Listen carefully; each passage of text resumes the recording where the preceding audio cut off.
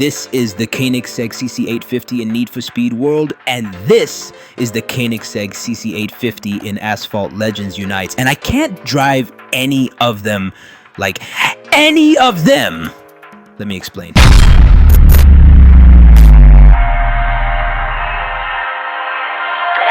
As always, if you love what you see here, leave a like on the video and subscribe to the channel. It really helps me out. I believe I speak for most people when I say that the Koenigsegg CC850 is, without a doubt, the most beautiful car in the world. Built to commemorate the 20th anniversary of the original CC8S, the CC850 pays homage to the original car with its incredibly sleek retro styling blended with modern flair. Personally, I have a soft spot for retro builds because there were some truly cool cars created in the last millennium, and bringing them back while modernizing them or adapting them to today's standards is always a delight. Aside from Asphalt Legends Unite, the CC850 hasn't appeared in any other major racing games, just mostly mobile titles like CSR Racing 2, Need for Speed No Limits, and Real Racing 3. I'm honestly surprised that we aren't driving this car in a Forza or the Crew at this point. However, thanks to games like CSR Racing 2 and Real Racing 3, along with the power of modding, we can drive this beautiful car in other racing games. If you remember, a while back, I drove this car in Assetto Corsa, and despite it being insanely fast, I really couldn't control it well at all on Silverstone. That car was converted from CSR Racing 2. The one you see here was converted from NFS No Limits and or Real Racing 3, and it still looks amazing. The only drawback visually is that you can't take the roof off. Aside from the Gemera, all Koenigseggs are Targa top hypercars, and FRSS has a good number of them, but only one allows you to actually race with its roof off, the Jesko Absolute. That car was also converted from NFS No Limits and or Real Racing 3, so I don't understand why that car gets a removable roof while this one doesn't. What makes the CC850 an incredible car is not just its looks, but also the engineering behind it. Both it and the Jesko share similar components, including front and rear multi-link suspension with double wishbones, hydraulic and gas hydraulic shock absorbers featuring rear triplex dampers, and a rack and pinion steering system. The CC850 even utilizes the Jesko's engine, a 5-liter twin turbocharged flat plane crank V8. However, the turbos differ from those in the Jesko. As a result, the CC850 produces 1,185 horsepower on regular 93 octane pump gas, or 1,385 horsepower on E85 ethanol. It also includes the Jesko's 9-speed light-speed multi-clutch transmission, which sends power to the rear wheels, enabling it to achieve over 300 miles per hour, an impressive feat that you can experience in most of the games it's featured in, whether officially or unofficially. Speaking of its transmission, the CC850's true party piece is that, unlike the Jesko, the car features a classic gated manual gear shifter with a clutch pedal instead of paddle shifters. While it has the same quick shifting 9-speed automatic gearbox, clever engineering by Koenigsegg has introduced something they call the Engage Shifter system, which allows you to simulate manually shifting through 6 gears for added engagement. This pays homage to the original CC8S, which only came with a 6-speed manual as well. Of course,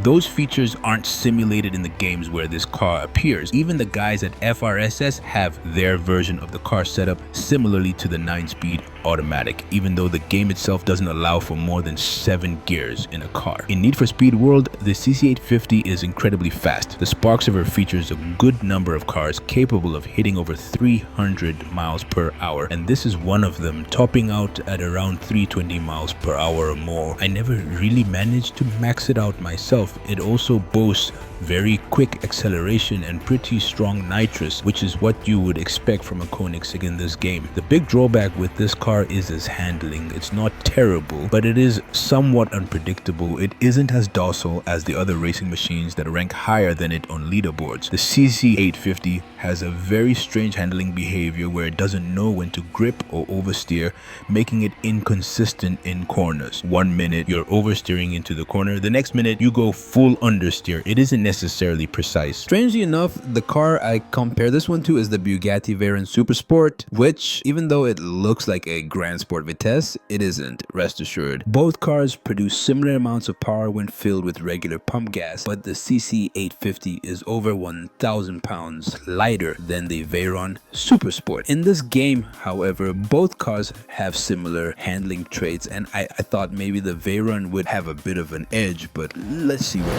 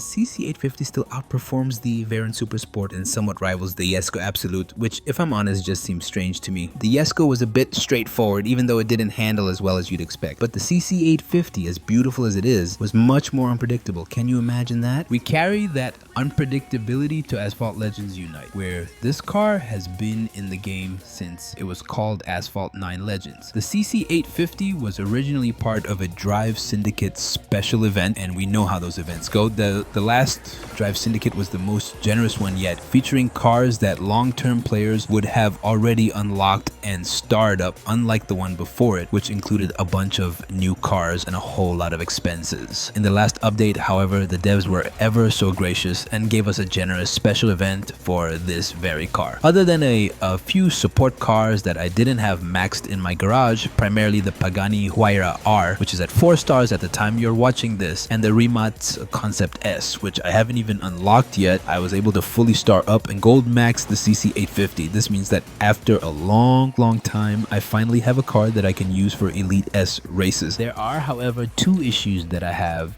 regarding this car. First, I have a sinking suspicion that in the next update for this game, they're going to introduce a Class S car that will be extremely difficult for free players to acquire and too expensive for whales to try and max, which will end up pushing the CC850 out of Elite S, because Gameloft can be like that sometimes. They wouldn't give us a very generous event like this if they had a faster, higher ranked car planned down the pipeline. It just doesn't happen that way. The second issue mostly involves me, the driver. I can't drive this thing. There are 2 reasons I can't drive this thing. First is my skill level. The Asphalt community consists of incredibly skilled drivers who post outrageous times on YouTube. And I often think, yeah, I can do that. But when I actually try, I end up saying, well, damn, that's just really hard. I simply cannot reach the skill level that players like Amar, Red Naito, Unknown is Live 27, and others possess. The second reason is the platform I'm on, the Nintendo Switch. If you check the leaderboards for special events or time limited events, you'll see players on mobile phones, PCs, PlayStations, or Xboxes recording the fastest times in various cars. You'll rarely see any Switch players in the top 100. Before Asphalt introduced crossplay, I averaged in the top 1000 among my fellow Switch players. Now that we're mixed with everyone, it's become difficult for me to reach the top 1000 in most events. There are also its stats that prevent me from capitalizing on it. The CC850 is without a doubt one of the fastest cars in the game, capable of exceeding 310 miles per hour or 500 kilometers per hour if you prefer metrics, and it has decent acceleration. However, with its handling stat just above 50, it loses a considerable amount of speed if you drift or grip